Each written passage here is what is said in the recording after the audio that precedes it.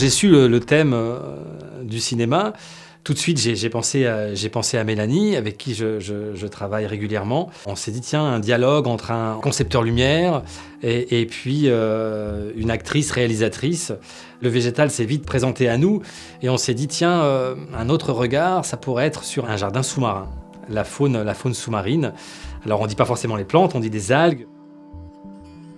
Mélanie a tourné des images sous-marines très très belles. Et voilà, c'est comme ça que c'est parti le projet.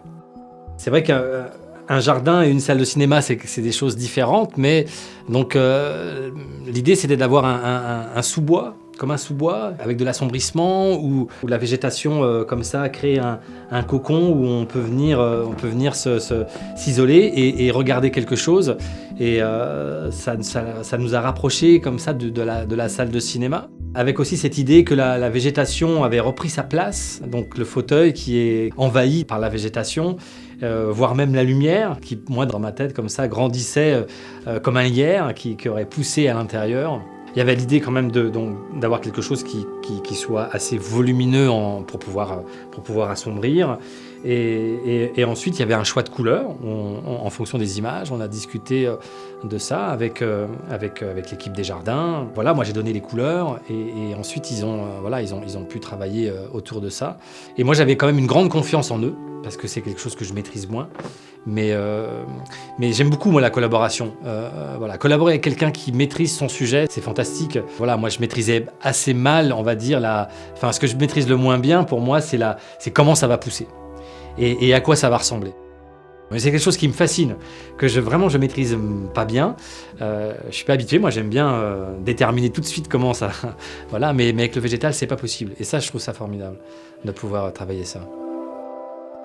Il y a une faune marine, il y a des endroits sous l'eau qu'on ne peut pas voir comme ça, qui sont magnifiques. Il y a des animaux majestueux, il y a ce mouvement dans l'eau, comme au ralenti, moi que je trouve apaisant. Moi je pourrais me poser devant et regarder pendant des heures, ça me calme, ça m'apaise.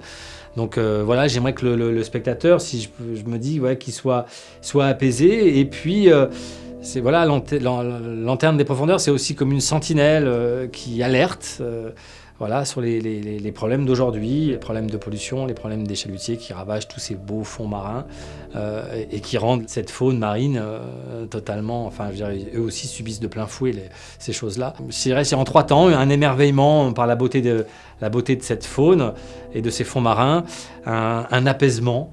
Et enfin, il faut peut-être faire attention et s'y intéresser et pourquoi pas s'engager à lutter contre ou pour que ça soit maintenu. Et ça fait partie des richesses qu'on a sur cette planète. Il faut la préserver au maximum aujourd'hui.